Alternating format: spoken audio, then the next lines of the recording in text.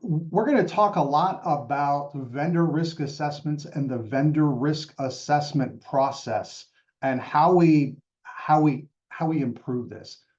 There, the reality is many organizations have been doing vendor risk assessments for a really long time. And we talk about supply chain, vendor risk has always been kind of the core of what we've been talking about all this time. But as we talk about the topic of supply chain in general and vendor risk in general, I find that a lot of organizations are taking a very adversarial approach to engaging with their vendors. And that's just not terribly productive, right? We're creating a lot of unnecessary work for vendors. We're asking them to do things that we're not actually actioning. And we're going to go through some of that and identify ways that we can do this a little bit better.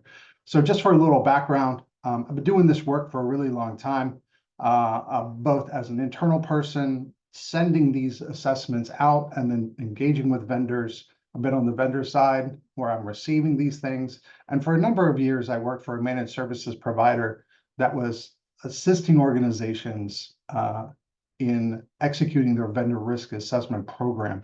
So I've kind of had the advantage of seeing this from all perspectives, internal, external, third party. We're going to kind of go through some of that and talk a little bit about what we can do to improve all of this. All right, so as we get into this, we're going to start with a series of information, talk about some of the challenges that we have with doing vendor risk assessments, what they're good for, what they're not good for, when we should, how we should think about the process, what would work, what works, and what doesn't. And we're going to talk a little bit about how do we move beyond those challenges and how are most organizations tackling the challenges of actually executing their vendor risk program, as well as some opportunities for making that a little bit easier, a little bit more effective. And we're going to get into a section on enhanced vendor risk assessments. Now, as part of this webinar, we have produced a double-sided PDF document with some information from this webinar that you can use as a tool, the vendor risk assessment matrix. And we'll feature that here in the enhanced vendor risk assessment section. We'll give you a preview of that, and you'll be sent a copy of this after the webinar. But we're going to get into that, as well as talk about some opportunities to move beyond standard risk assessment processes, getting into software supply chain and some other technical elements that will enhance our vendor risk assessment journey. And then lastly, we're going to wrap up talking about how AI is starting to change the landscape of vendor risk assessments. We're starting to see, as I said, vendors have been helping people do vendor risk, like tool vendors that have been supporting this vendor risk assessment process. I've been helping organizations for many years. But one of the things that you tend to see in the cybersecurity industry is this commoditization of tools. The longer that a solution has been in the market, there's this race to the bottom on price. And that really can only be accomplished through automation. And we have to cut costs. And how do we cut costs? We have to cut humans out of the process. And we'll talk about how AI is kind of helping to do that and trying to address some of the scalability challenges with vendor risk assessments. Okay, so let's get right into it. All right, so the first thing that you need to understand about the vendor risk assessment process, and really just supply chain risk and engaging with vendors in general, is this concept of managing friction, right? We have to manage friction. And what I mean by that is when we engage with vendors and we ask them to do things, there is cost associated with doing those things. They don't really want to do that. They don't want to sit there and answer questionnaires all day. They have to pay someone to do that, right? That's a labor that they encumber, but they also want to sell you something, right? So there's a driver for them to support what you're asking for, right? So when I talk about this, I think about this, there's this trade-off between kind of this concept of assessment toil and like all that engagement that the vendor needs to do with you to facilitate the sale and the things that you need them to do, right? So when you think about engaging with a vendor, let's assume that there is a finite pool of resources, and there is on the vendor side to support what you want them to do. is it more important for you that they spend their time filling out spreadsheets? Or is it more important to you that they spend their time and resources actually addressing the security requirements in your program, right? There is a limit to what they're going to do to support you. Now, the one thing I will say is the vendor risk assessment process can be very effective and informative to the product teams for the vendors that you're working with. If you're sending them these assessments, you're telling them, hey, this is the stuff that I'm paying attention to. This is the stuff that's important to me. But think about what you're saying then. When you send them a 1,000-question questionnaire, well, it's kind of hard to get any kind of focus out of that. What elements of that questionnaire are actually important to you? We can drill down a lot deeper and a lot more focused and communicate to the vendor, this is exactly what I need in order to satisfy the terms of procurement. Oh, but by the way, as we move into the contracting process, we need to make sure that you have multi-factor and that you're doing data encryption and all the right things, right? And so we want to be very mindful of that. The idea is to create just enough friction in the process that the salesperson on the other side of this, so they want to close the transaction, right? That is their number one objective, is to close the sale, right? They can be your best friend. They can help you get what you actually want out of this process. But if all you're doing is cramming massive spreadsheets down their throat, and then never actually get to the point where we're actually saying, hey, this is what we actually need, this is actually going into the contracting process, then we have some challenges here, and we may not be deriving the value out of this that we are trying to, right? So this is really, when we think about this, I think of this as a negotiation, vendor risk negotiation, right? The contracting point of this is our opportunity to lock in what we want out of our vendor. Now, the assessments feed into this, right? Assessments are our opportunity to understand what the vendor is doing, what are they not doing, what are our opportunities here? If there are gaps, do we want to work that into the contract? We want to require that they do some things that maybe they aren't doing today. Now, your process may look different than this, right? This is kind of a notional view of what this looks like on the vendor side, right? There's initial sales process that starts before we actually get into the meat of this, right? And there's some things that happen on your side too, right? You may be doing some security validation in the decisioning process when you decide that you want to buy something, right? You may do some cursory investigation. And it's probably a good idea to do at least some cursory investigation to look for basic things like, do they have a security.txt file on their website? Or do they have a vulnerability disclosure process in place that you can see on the website? These are very easy things for you to check early on to give you an indication whether your vendor takes security seriously. But once we get into this actual process of like, okay, now we're doing all the things, we're doing our assessments, we're, on the sales side, they're dealing with what their other compliance objectives. There may be geographic or regional compliance objectives that are, or industry-based compliance objectives that are irrelevant of what you were asking them to do. But all this kind of wraps up in this process before the close.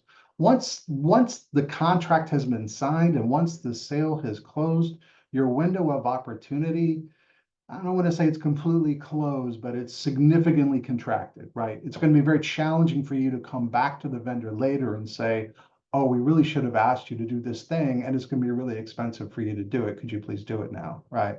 So we want to make sure that everything that we're doing is driving towards the outcomes that we're trying to achieve here. All right. So as we get into this, we think about, there are a lot of challenges with the assessment process, right? But don't get hung up on the problems. I find a lot of people tend to poke holes. Okay, questionnaires are bad because they lack context or whatever, right? That doesn't mean that questionnaires are bad. It means that people are using questionnaires incorrectly. These are all tools in your tool belt. We're going to talk about some of this, but don't let perfect become the enemy of good, right? We don't eliminate the tools that you have in your tool belt just because they're not perfect. All right, so when we think about the way this is currently working, we have assessment processes that are out there that maybe are not achieving the outcome. When I talk to CISOs, their supply chain risk management program is frequently one of their biggest points of frustration because they're spending lots of money on supply chain risk, but they're not always seeing the value come out of it. They're not seeing discrete risk reduction. A vendor risk assessment will tell you if the vendor is doing the right things, or at least has documentation in place or some sort of evidence that shows that they appear to be doing the right things, but you're not in their operation. You don't know what they're doing, right? Even when we look at continuous monitoring kinds of capabilities, it's still an outside in. We don't really get real-time updated operational data out of the vendor and how they're handling risk, right? So there are certainly circumstances that can create challenges for us. I mean, look at the recent incident that we just saw in the last couple of weeks with CrowdStrike, right? You may have done a vendor risk assessment on CrowdStrike as part of that intake process, but you probably could not have predicted what happened here. And everyone, tons of Windows shops around the globe are using CrowdStrike. This is clearly a problem. And from my standpoint, this is clearly a supply chain problem, but perhaps the vendor risk process wasn't the solution for that. Perhaps better business continuity and disaster recovery processes in place for organizations, and assuming that failure might occur and planning for that failure, understanding their dependencies. There's some linkages between traditional risk management along with your vendor risk and supply chain program that are important to bring into perspective here. But these assessments largely, especially when you look at assessments that come out of large industry catalogs, they don't really have the context, right? They're not tailored to your organization and your risk profile. They don't always create the most high confidence results. And so how do we action on something that's not very high confidence? Well, then we have to engage with the vendor and find out, okay, is this for real? Like, what are we doing about it? Is this something that I can affect, or is this something that only you can affect on the vendor side, right? We don't always get the participation we want. A lot of these issues stem from the fact that we did not put our contractual requirements in place for things like an assessment program, right? They don't. The vendor will see you're asking them to do something after the fact. Maybe you bought something from them 2 years ago and you're standing up a vendor risk program now. Now you're asking them to spend money on something that they never agreed to. Why are they going to participate with that? Maybe you don't see participation until it's time to renew the contract, right? Again, the sale is going to be your best opportunity to get participation. And again, this is not, don't think of this as an adversarial thing. This is not the vendor trying to, stop you or be a bad guy or anything like that. It's just a business reality of this and the costs associated within their own operation that they have to protect themselves against. The other thing that you may want to think about here is when you are asking a vendor for their sensitive information, you are potentially creating risk for their vendor risk program, right? So now they've shared their sensitive confidential information with you. How are you going to protect that, right? And so as you talk through this in your procurement process and think through this, these are some of the conversations that you may want to have. The biggest challenge and the biggest issue that I've seen in these programs, and again, I've engaged with a bunch of different folks on this. A lot of times we don't have the right people engaged. And a lot of times we're asking the vendors for too much. And it winds up being a checkbox exercise. Okay, we're doing assessments. What are we doing with them, right? How are we actioning them? And this is the challenge. And this is where I think a lot of CISOs get really frustrated, is they're spending lots of money, but the security outcomes are not coming along with it. Okay. All right, so a typical maturity journey, and your order may change here, and some of this is predicated upon, like, my step one, we just need to do something, we start sending questionnaires. Maybe that's not where you started. Maybe you started with buying a tool, right?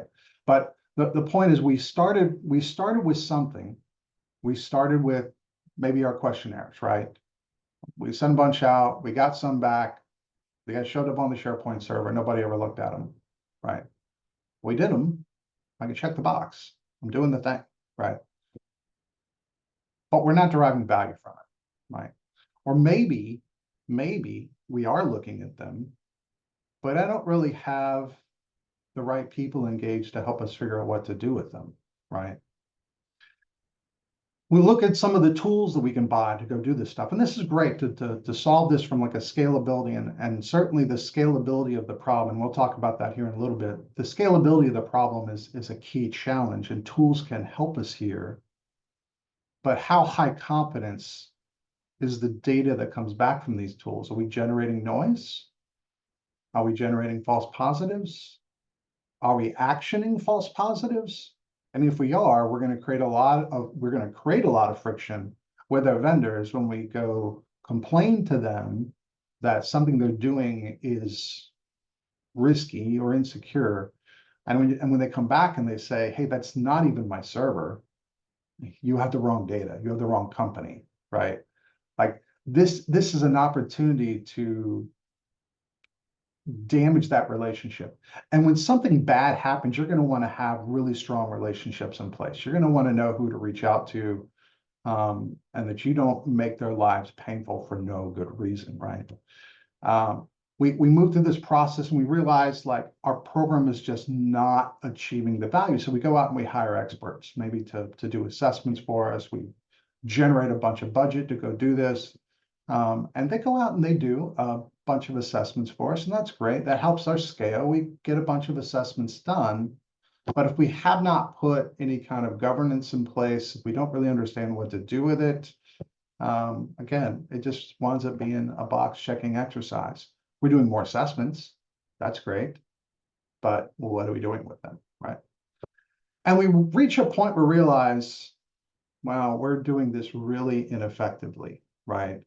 And so we kind of have to go through this process where we regroup and we say, what's a smarter way to tackle this? You know, I have 100,000 vendors to assess. I can't possibly get to them all. Well, the reality is maybe you don't need to, right? Maybe we can go through a kind of triaging process and categorize our vendors and group them by risk, by vendor type, and say, okay, these vendors, this vendor type with this risk bucket, we're going to send them some questionnaires and we're going to validate those responses and we're going to ask them some technical questions and we're going to bring in technical people. These are like super high risk vendors and we're going to go full bore on this. This other group of vendors over here are low risk. Maybe the tools are sufficient for our low risk vendors to help us understand what's going on. So we have to get to a mode where we're not just picking one approach and trying to cram it down the throats of 100,000 or how many vendors you have. Some have far less, some have far more. But again, this is a scalability problem and it is not a one size fits all. Okay. So we have a bunch of constraints inside our assessment program. So we have the Dymacorp is a company we use in the Sec 547 class to explain a lot of concepts. So that's why we have Dymacorp on the screen. They are a completely fictional manufacturing company, but in this particular image, you see that we use this whole concept of a span of control, right? And span of control meaning these are the entities that have direct contractual relationships with my third parties, right? These are the ones that I can actually influence.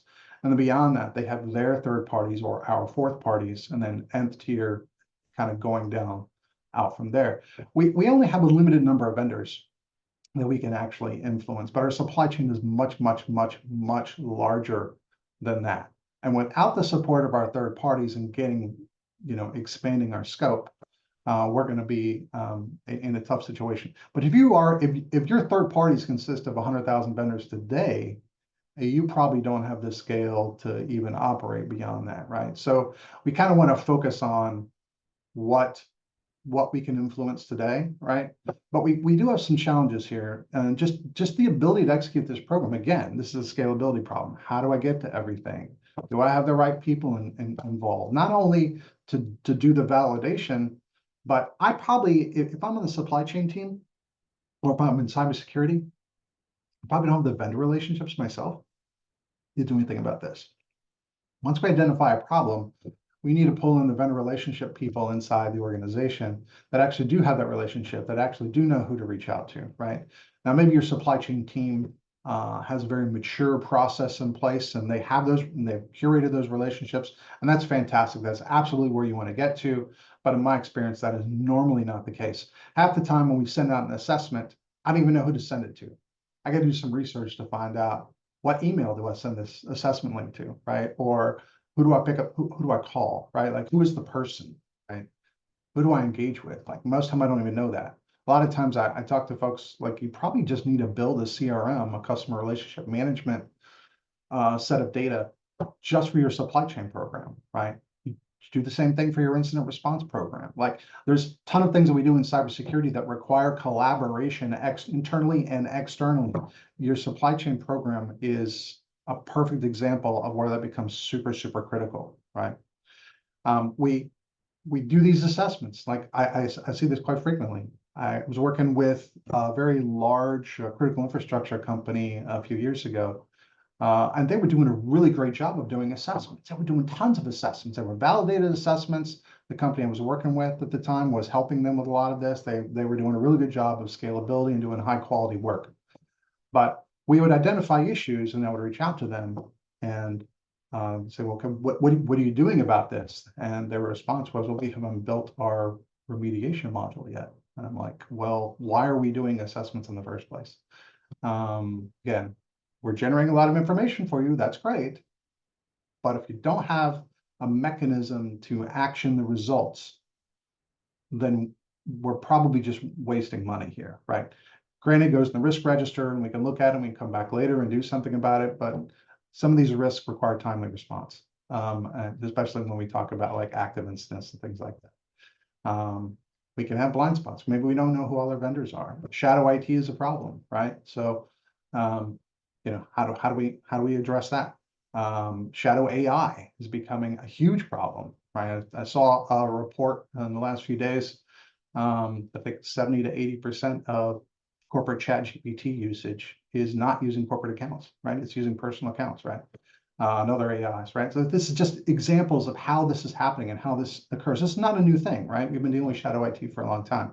But when we think about the supply chain and the vendor risk assessment process, we don't know who our vendors are, then we can't very well assess them, right? There's some vendors that are in locations that we just cannot assess, right? There's some parts of the world that just will not cooperate with us. And you need to have a plan in place for when you can't get participation. You are not going to get 100% participation from your vendors. You're just not. If you send every single one of them a questionnaire, you may only get responses from 60% of them, maybe 70% of them, depending on where you are, where they are in the world, and what kinds of agreements you have in place with them.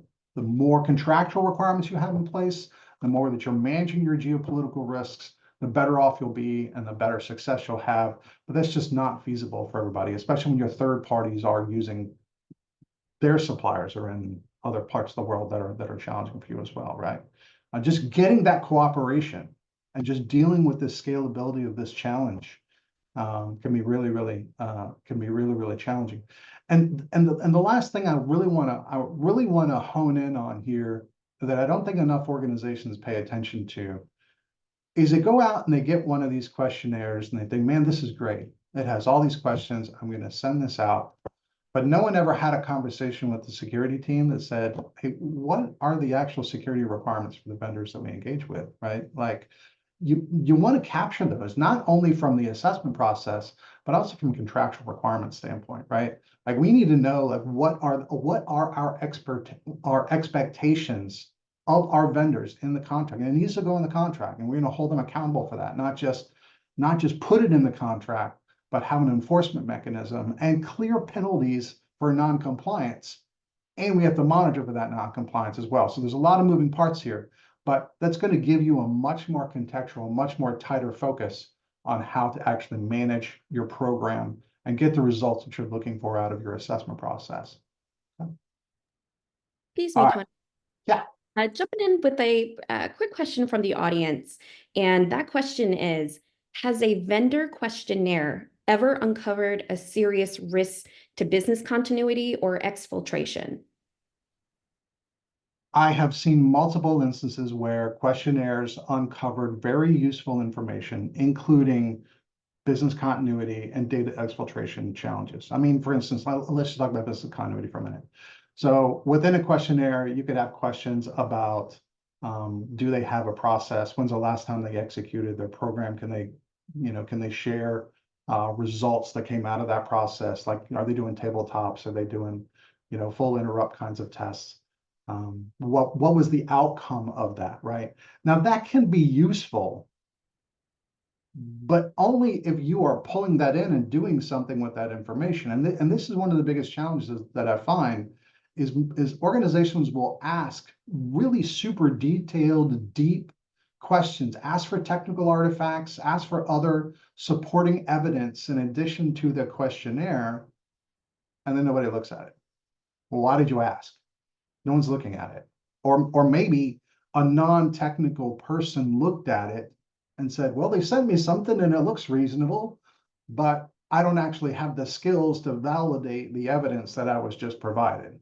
So it's not the fault of the questionnaire. It's the fault of the process and the governance structure in place that uses the questionnaire as a tool. Okay. All right. Any other questions? That is it for now. Thank you so much. All right. Okay. So now we have to figure out how do we actually execute this process. Now we're going to take a slightly different view, and I showed you kind of like the seller side kind of workflow or process flow previously. Now we're going to kind of look at the buyer side of this, right? Now, the thing that we all need to remember is this process is initiated by the business, right?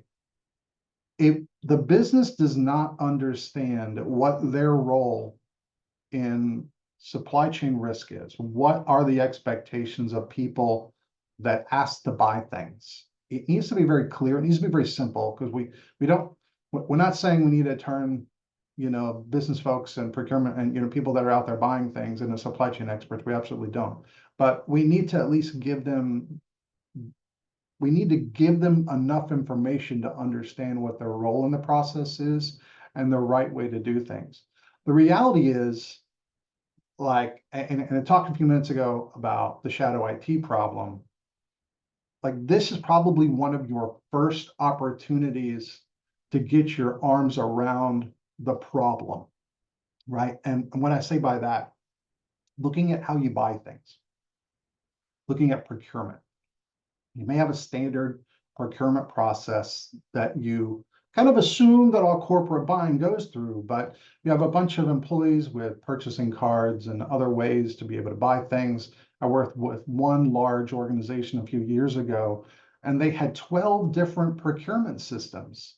That, because decentralized, this business unit had their own procurement process, this other business unit had their own procurement process. We had the core, like the core organization, core enterprise had the primary procurement mechanism, and the supply chain team was assuming that everything went through that process, and no one was paying attention to all the other ways that people bought things. So since the supply chain process was painful, people didn't buy through it, right? So we had this opportunity to kind of bifurcate and step outside of that kind of structured process, and people are taking the easiest path, right? That's just what people do. That's why shadow IT is the thing. It's hard to buy things. So I have a P card. I can go buy, I can go buy an EC2 on Amazon Web Services, and like I don't have to go deal with IT, right? I can just go buy the thing and do what I need to do, right? So we have to get that under control first. Like, none of this works if we can't get the business in line and we can't get our procurement processes in line, because otherwise any kind of gated process that we build to inject our third-party risk and compliance and all these things when we talk about, none of that works if people are circumventing or going around or running the process, right? But again, we have to get some controls around that, but we have to educate the business about what is expected. What information do they need to collect? What information do we want them to capture and submit as part of the procurement process to make all of this flow easier? Because otherwise what's going to happen is they're going to submit a procurement request. You either go through contracting, and contracting is going to reach out to third-party risk and say, okay, we got something moving through the process. And the TPRM folks are going to come back and say, well, did you ask questions A, B, and C? And they're going to say no. Okay, let's go back to the buyer and get them to answer these questions. Because the reality is, we go through like this process to gather some very basic information about the seller, about the vendor that we're trying to engage with. The supply chain team doesn't know that information. And some of that is related to how it's going to be used, right? Supply chain team does not know the business context of how we're going to use that vendor, right? That has to come from the vendor relationship folks and the line of business folks that understand the problem that the vendor is solving better than anyone else in the company. They have to be engaged in this process, right? But as we kind of route through this, we start to see that we have elements in our program. Now, not everyone does all these things, right? Some people don't even have a third-party risk process. Some people do not have an architecture review board or any kind of governance process in place, right? These are elements of a well-functioning process. And if you don't have some of these pieces in place today, you should really think about like, how do I get involved in this and facilitate this? Your challenge is going to be speed, right? Because the minute you inject delays in the procurement process, the business is going to scream bloody murder, right? They're going to be really upset with you because, hey, it used to only take us 24 hours to buy something. Now it takes us 2 weeks to buy something. That's not okay with us. So we can't slow down the business. We have to figure out like, how do we build an automation into our process? How can we do some pre-work, right? So maybe if we can capture information and kind of start the process before we go through contracting, we can kind of do a little pre-work up front and say, hey, by the time the contract's ready to execute, we've already done a lot of our work and we just kind of need to finish it out before we close the deal, right? There's some things that we can do to facilitate this and kind of ease this process. All right. So when we talk about assessments, one of the things that I always ask is, what risk are you trying to address, right? What are you trying to accomplish with your assessment process? Now, if you're just trying to send an assessment that captures any possible risk, well, you're creating a lot of churn and chaos for somebody. It's unnecessary, right? The example I frequently use is your lawn care provider. Do you really need to do an AppSec assessment or a cloud security assessment on your lawn care provider? Probably not, unless they're doing something really unusual for you, right? But I find that a lot of people are just, this is our process. We ask everybody to do this. This is what we do, right? So understanding what it is we're trying to accomplish. And again, this can be driven by understanding vendor types, right? What do they do for me? What are the risks that are produced by this category of vendor? Maybe not the specific vendor. Maybe you want to look at cloud service providers. Create a category for cloud service providers. These are the kinds of risks that we need to understand for cloud service providers, right? And we run them through this process. But here's our maintenance crews. Well, we run them through a different process, right? But we're more concerned with physical security risk with our maintenance folks because they come on site and they have access to our buildings, right? But we're not too concerned about the cloud issues, and our cloud service provider, we probably don't care too much about the physical security problems, right? So we need to think about like what it is we're trying to accomplish in our process, and what are we going to do? What are we going to do with these results? If we ask for a bunch of technical artifacts and we don't have the capability to do anything with them, why are we asking for them?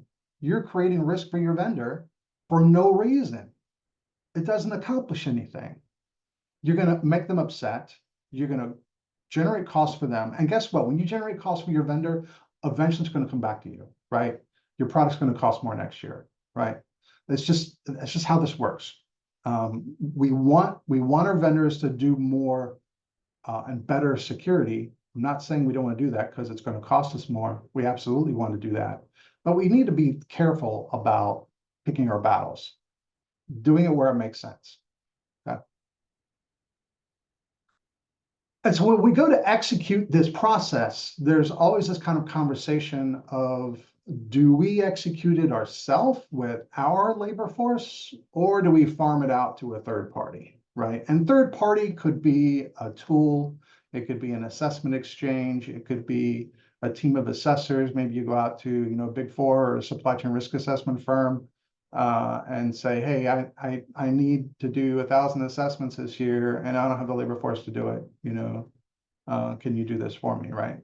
So the advantage of doing this yourself is you know where all the bodies are buried inside your organization. You have better context, you have better relationships. When something comes back, you know exactly what to do with it. Oh yeah, that risk that we just identified, yeah, George does that, or Sally does this other thing, right?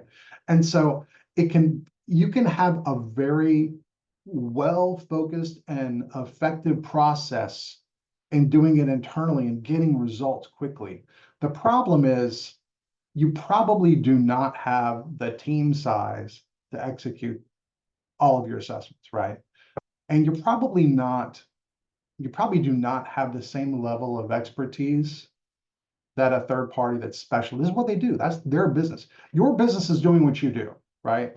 Maybe you manufacture widgets, or maybe you're a retail vendor, or whatever you do, right? That's what you do. That's your entire business is predicated around your organization's critical functions and your mission, and that's what you do. Supply chain assessments is probably not your mission, right? Support your mission, but it's not your core mission.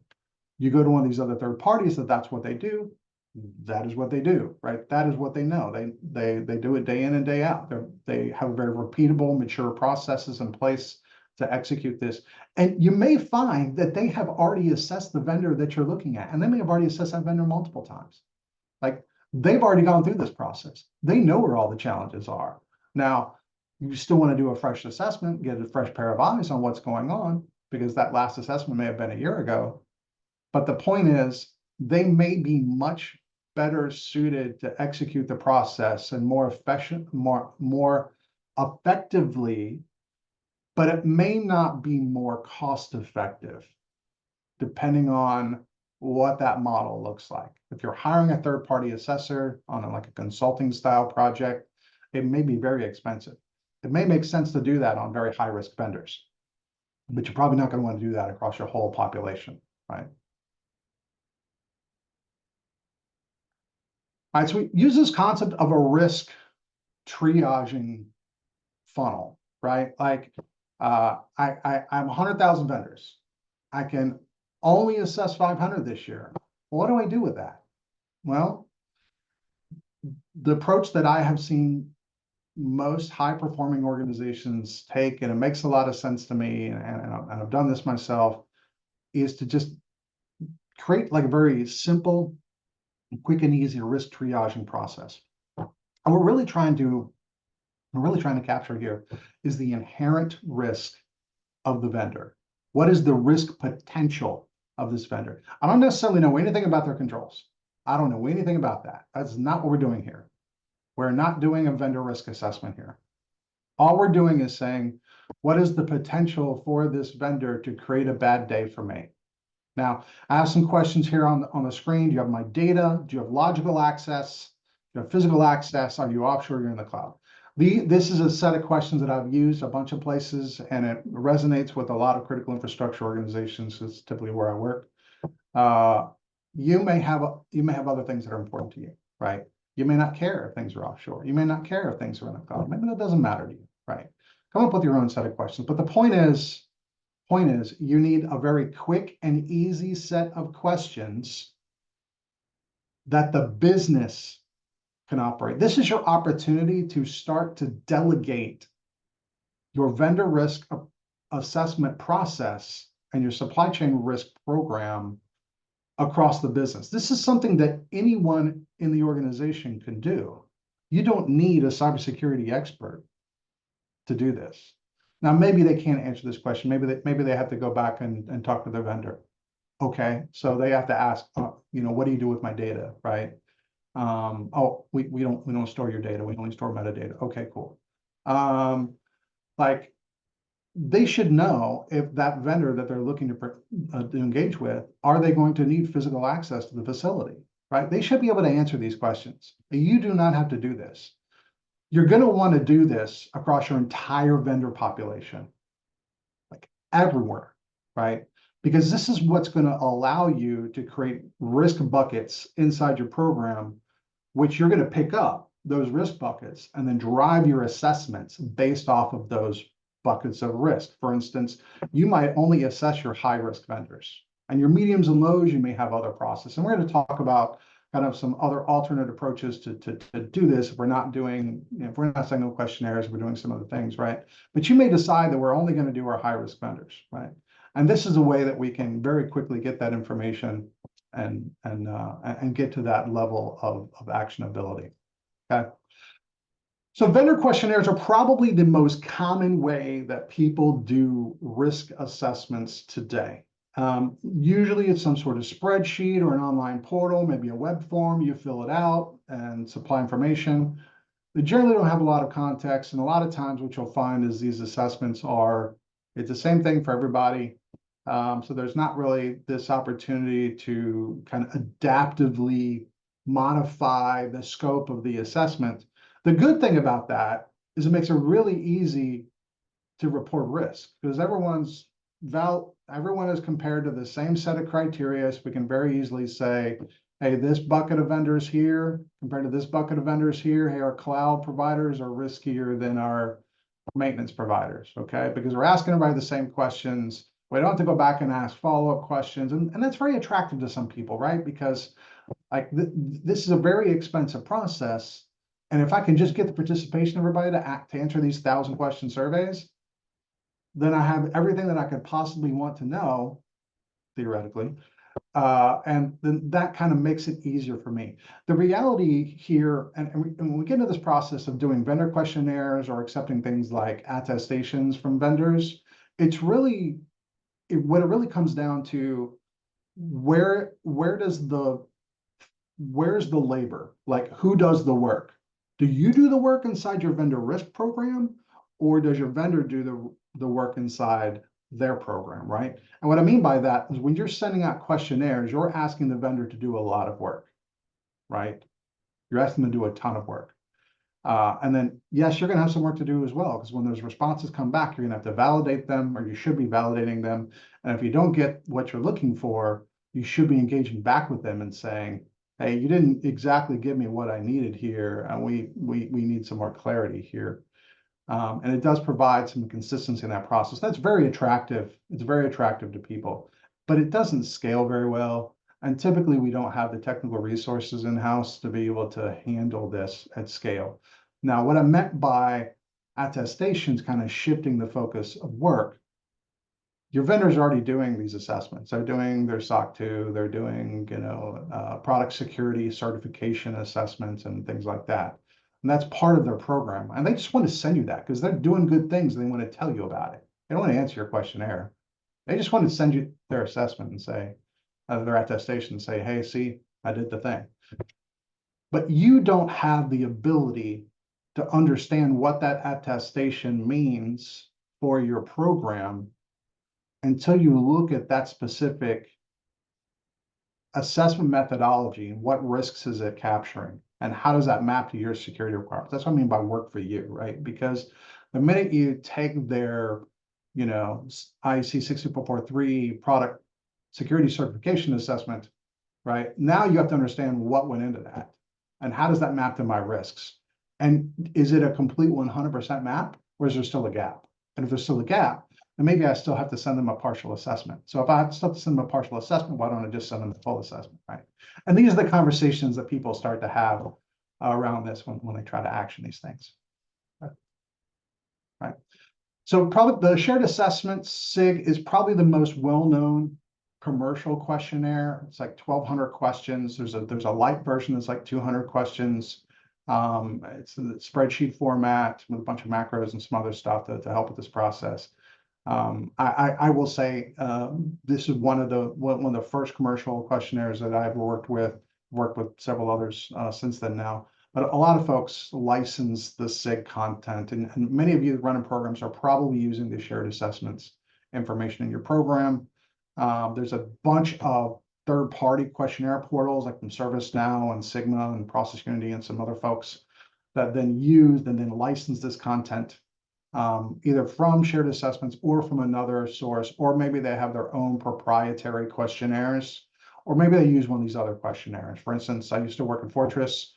We work very closely with the North American Transmission Forum and their supply chain security requirements and their questionnaire. And we leverage that in our process. But the point is, like, these questionnaires, it does not just be a spreadsheet, right? We have software portals that can drive this process. And there's a bunch of different questionnaires out there. I like the idea of industry-specific questionnaires because they tend to be a little bit more contextual, especially when we can get consensus from an entire industry, like what we saw with an ETF and electric power. We saw questionnaires that were very contextual and applicable to the electric sector, right? Whereas there was a bunch of stuff in the SIG that just was not relevant for us, right? We're starting to see some of this. It's emerging in some other industries as well. But for the most part, these tend to be more focused on, for instance, like the Cloud Security Alliance, that is cloud-based assessments, not vertical specific, right? So there's different ways that we can achieve some context and get some things here. But for instance, if you were using the CSA assessment, that may only be one of many assessments that you had to send, right? So how you need to think about, like, how are you going to manage this? Are you going to send multiple assessments? Are you going to send one big assessment? Are you going to do one assessment with some sort of adaptive context that says, if they answer question A this way, then we send them question B because it's related to how they answered question A, right? And we also have this concept of assessment exchanges. Now, the really interesting thing about assessment exchanges is they're solving a couple of core problems. One is cost, because if I don't have to redo an assessment, then I can sell the assessment for cheaper, right? But the other piece, and really probably the most important thing that's really attractive to vendors, is maybe they only have to do an assessment once. So at least that's the story, right? Assessment exchange comes to vendor A and they say, hey, are you tired of filling out a gazillion questionnaires? Great, just fill out one for us. And every time someone asks for one, just send them to us. And we will give them the answers that they're looking for. And you don't have to deal with this pain and toil anymore, right? Just once, no more, right? Our reality is there are more exchanges. So there are multiple exchanges that are now coming to these vendors telling them the same story. And so now the vendors are like, hey, I already gave CyberGRX my assessment. Why are you asking me for one too? We already work with CyberGRX, right? So if they don't work with multiple exchanges, now customers on the other side, now they have to work with multiple exchanges to get all the assessments they're looking for. If vendors are only, this bucket of vendors is in exchange 1, this bucket of vendors is in exchange 2, this bucket of vendors is in exchange 3. Now, if I want to get exchange assessments for all 3 vendors, then maybe I need to go deal with 3 different exchanges as well. Good news is there are far fewer exchanges than there are vendors, so it's still an effective way to handle this. It reduces the friction with the vendor. It's just kind of assess once, share many model. But the reality is there's not as much context in an assessment that has been done and facilitated through an exchange as one that you do directly with the vendor. And the reason for that is evidence, right? If I'm an assessment exchange and I engage with a vendor to do an assessment, I'm doing an assessment, and it may be an assessment on behalf of a customer, right? And there's evidence about that customer environment and how vendors engage in that customer environment. And some of that evidence is not something that I want to share with another customer, right? So I have to redact a lot of information in that process. And so the effectiveness of that assessment may be reduced, but the scalability becomes much larger, right? Because now I can do this, I can buy assessments very cheaply, right? And again, I talk about kind of the race to the bottom in price. And assessment exchanges, not just AI, but assessment exchanges are one of those mechanisms that the assessment buying process can become much more cost effective for you. But again, you need to think about which assessments do I want to buy for the exchange and which ones do I want to do myself. Because your high risk assessments, you probably don't want to buy on an exchange for a lot of the reasons we talk about here, the lack of context and probably too many or unnecessary questions that maybe not answering the things that you need to answer. Not only that, is you may want to have firsthand look at what's actually happening inside the process as you do this, right? We also have attestation exchanges like SafeBase, and there's others that take these attestations. They may not do the assessments, but they capture attestations as well. Okay. And then, of course, we have like your OSINT and scoring vendors. These are like your BitSights and security scorecards of the world. They take a combination of open source information and paid intelligence into that process, right? But the advantage here is a vendor is not involved until you actually pull them into the process. All right. We have any questions on execution? No questions at this moment, but we did have a statement or a comment from an audience member, and that is that we generate a third-party threat model and only assess high-risk vendors with sensitive data. Makes sense. And that makes sense. And that's the approach that you've taken. That's a very effective prioritization mechanism. Right. Thanks. All right. So as I promised, we have a vendor risk assessment matrix that we're going to share with everyone after the webinar. I'm not sure if it's immediately after or a few days after, but this is a document that we have produced to help you think through the process of like different kinds of assessments and kind of where you want to do that. Like we're going to bucketize our vendors. We're going to use our risk triaging process to get our high, medium, low, and then figure out like where are we going to take self-attestations? Where are we going to want to do third-party assessments? Where do we need technical assessments? Maybe we need to do an on-site assessment, right? I think someone raised their hand. Is there a question? No question at this moment, Tony. Was just stating that they will receive this matrix via email tomorrow. Okay, all right, sounds good. All right. All right, so again, we're going to do some basic risk triage. We're going to do some categorization, but we need to understand what our resources are and what is our timeline. Like we may find, like for instance, high risk vendors. I may decide that I need to assess my high risk vendors every year, or maybe if I don't have enough resources to do it every year, maybe I do it every 2 years. Maybe I decide that my low risk vendors never get a proper assessment. I still have the resources to do it. I mean, my medium risk vendors, they only get assessed every 3 years, or maybe every 5 years, or whatever makes sense for you, right? You are going to want to figure out, though, because assessments are a point in time capture of information, and you want to figure out how are you going to fill in the gaps. This is where your scoring products are really effective. Where I find that your scoring products are the most effective is when you're just getting started and you just want the lay of the land, right? I'm not going to action any of it, but I'm going to get a general feel of what my vendor population looks like, okay?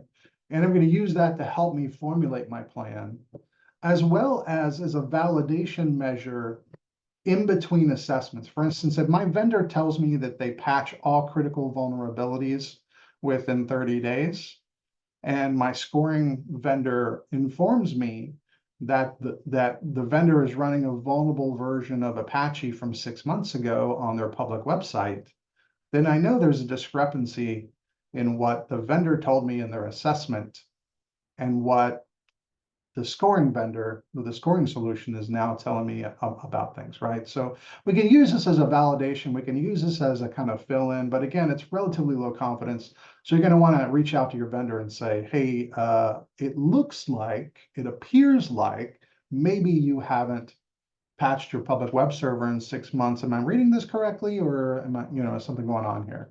And they may come back to you and say, well, that's a false positive, or that's not our server, or something else. Or they may come back to you and say, oops, thank you for bringing that to our attention. Or they may get really mad. But the point is, you do want to be mindful about how you use this information inside your process. Okay. All right.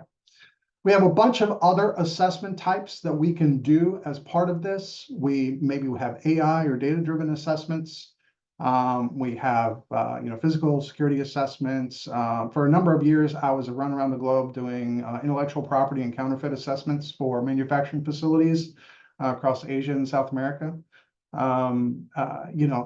These are perfectly valid kinds of assessment, but those were typically like on sites. Those are on sites where I was going in and looking at like sensitive data handling and intellectual property protection.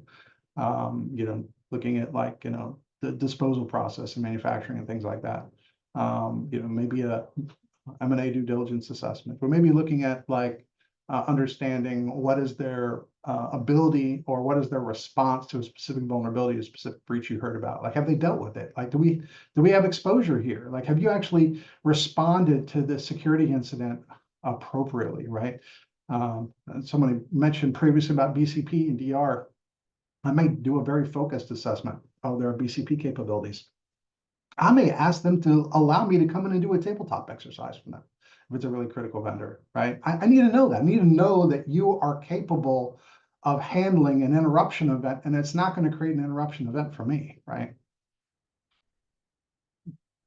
Right. And then we have this whole concept of enhanced vendor risk assessments that came out of the Executive Order 1428, which on improving the nation's cybersecurity originally was part of the NIST 800-161 V1 draft addendum, but is now lives on this NIST website for 1428. And what they did in this is they really kind of looked at, because we had a bunch of software supply chain requirements that came in through the executive order, we want to say, okay, how do we expand our assessment process to then utilize this to help us? So we're going to use open source and OSINT scoring solutions to produce an outside-in view. The same thing that what we've been talking about, like this is not new. Self-attestation to the SSDF, which brings software bill of materials into the picture. This is specifically what we're seeing as part of the self-attestation process with federal procurement, right? And the CISA RSAA attestation portal. We're going to automatically verify hashes and signatures for software installation and updates. This is not something that we have seen in a lot of regulatory requirements outside of things like NERC-CIP that specifically requires that we do source authenticity and integrity checks, but it's certainly a really good activity. But it's interesting that this is captured as a foundational capability that everyone should be doing inside their supply chain program, right? And then going beyond that, looking at sustaining and enhancing capabilities, right? So we move beyond self-attestation. Now we know in the moderate phase, in the sustaining capability phase, we're moving past self-attestation. Now, what's interesting to me here is that the response to 1428 does not require third-party attestation. Right? It's a self-attestation process. Right here, we're already seeing the move to third-party attestation because it's noteworthy that this is a stronger, more rigorous way to do this. We want to start looking at our fourth parties, right? Those fourth and nth parties. We want to look at like our contractual requirements. Do we have flow down requirements in our contracts to look at our fourth and nth tier suppliers? We want to mandate the use of suppliers that are giving us information about how they secure our software supply chains. And then we want to extend those third-party attestations to enhance the secure software development lifecycle requirements, including automated build, deployments, pre-production testing, and a lot of the other things that came in through the secure software, the SSDF, the secure software development framework document. If you're interested in reading more about that, you can just Google SSDF or look for NIST 800-218 for more information on that. Okay. And then we get into this whole concept of AI. Like, I think we're at this point now. I think most of us understand what does AI do for us. We pattern recognition, the data science and kind of extraction of insights from data, natural language processing. I think most of us have probably either used ourselves or seen the usage of ChatGPT and LLMs at this point. So it's probably fairly well understood that we understand big picture, like what do we do with AI, but how does that relate? How does that relate to our process, right? So when you think about like a traditional assessment, we're going to do manual data collection. It's kind of a subjective risk scoring process. We do periodic assessments and we get kind of static reports. Now, the point I want to make here, though, when we talk about how do we do this with AI, it's really the automated data collection or the data processing and the risk scoring elements that are more relevant to AI. Real-time monitoring and dynamic and interactive reports, while part of an AI-driven solution, do not require AI to put in place. We've been building software-based solutions to do vendor risk assessments for years now without AI. Now, with the advent of AI, we're enhancing our capabilities and doing more, but I don't want to leave you with the idea that all of this requires AI. It does not. Okay. All right, so we look at kind of this data collection process. We have a bunch of data that we need to pull together and aggregate, right? We've got information from questionnaires, and maybe we're using natural language processing to extract data from this information. other documents, web scraping APIs, other data sources, and we're pulling all this data in. We have to then cleanse this data, prepare this data, deal with all the kind of data garbage. And you get a bunch of data garbage in a solution like this. And so you have to make sense of that. And you're probably going to have to do a little bit of manual work to get in there under the covers to help understand some of this.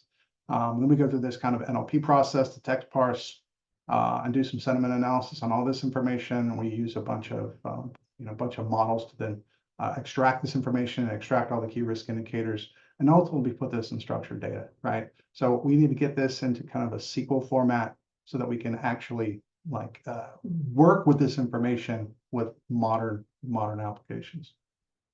It's an example of kind of algorithmic risk scoring. So again, I have some various indicators. I've done some feature extraction to extract these features from these data sources. Maybe it's financial data, maybe it's social media sentiment or geopolitical factors. And I'm going to use various machine learning models to kind of help me understand this and to do some basic risk scoring of this information. Now, the formula that we have here on the page is not a complicated formula, and it has nothing to do with AI. The formula itself, right? You can do this in Excel. Like it's not complicated at all. But I wanted to create a somewhat simplistic view of this to kind of understand what I'm essentially doing, and what I'm doing with feature extraction, right? I'm creating numerical representation of these pieces of information so that I can put it into a quantitative calculation to arrive at a number. And then that number will then map to a risk score, right? So we have on the screen, we've got 3 vendors. They have different financial health, news sentiment, and various scores. We run it through this algorithm. I get a weighted score. And you may have the weighted score. Those are just the weights that we are using in this example right here that map to those features. And when I talk about features, we're talking about like financial health is a feature, compliance history is a feature. This is what we're scoring, and this is what we're aggregating and using into our formula. But the fact remains is as this data changes, as we collect more data, we can update these scores in real time, right? All right. So how do we use this today? Automated vendor triage. One of the very first ML-based processes that I worked on was an automated risk ranking engine that was doing some automated vendor triage. That 5-question analysis, we were looking at things like vendor websites and other information, and using NLP and ML to then try to help us understand how can we automatically do that 100,000 risk ranking triage across my entire vendor population, right? Automated assessment processes. We analyze our threat intel. Processing questionnaires is probably the thing that most people are really, really excited about, because that's such a very painful part of this. And that too leverages NLP and a bunch of other capabilities to look at the information that comes back in that questionnaire and then do something with it, right? There's several vendors that are doing this. OneTrust, my former Florida Fortress, Panarrays, a bunch of others. The reality is when I go out and look for like AI vendor risk assessment, just about every vendor risk assessment vendor on the planet is now doing some form of AI, or at least saying they're doing some form of AI. You really need to dig into that topic and ask questions like, what exactly are you doing with AI? Is it just a word on your website? Or are you actually doing something here? And what value does it produce? What problems are you solving with your application of AI? But the reality is, it's such a race to the bottom on cost for vendor risk assessments. I think we're moving into a model that we have to do machine-based and AI-based processing of this information to achieve the economies of scale that are required to be competitive in the marketplace. Now, it doesn't mean that all assessments need to be done with AI, but I would say your low to medium risk assessments, I think that's where we're going to go with AI, but I think your highest risk assessments are always going to require a trained human assessor and maybe a team of trained human assessors to facilitate this. The big question here, it's being done, but is it hitting the mark, right? All right. So just to summarize, we want to manage friction in our process. We need to take a maturity-driven process, a crawl, walk, run process, start with the basics and then mature and then grow over time. We want to use the right tools for the job. Don't just throw a questionnaire at everything that you do. Make sure that you're thinking through, like, is this the right way to tackle the process? Don't forget about the people in the process, because it's a really important piece of this. If we don't have the right people on the table, if they don't know what to do, they haven't been trained, if they don't know how they connect with the other people in this process, the process is going to fail. Don't get hung up on the tools. Seriously, do not get hung up on the tools. They're probably secondary in nature to the people that know how to do the assessments and can execute a process, right?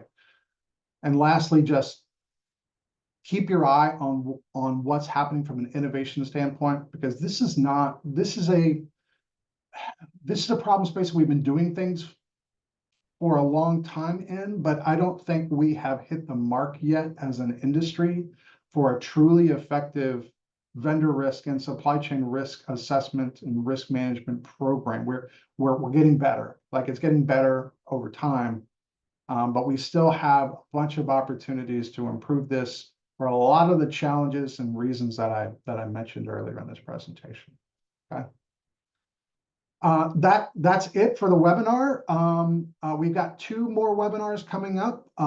In August, we've got a building and scaling SBOM programs, and we're going to get into how do we actually execute the process of the software bill of materials program and engagement with third parties and vendors and internal teams, and what does that all look like.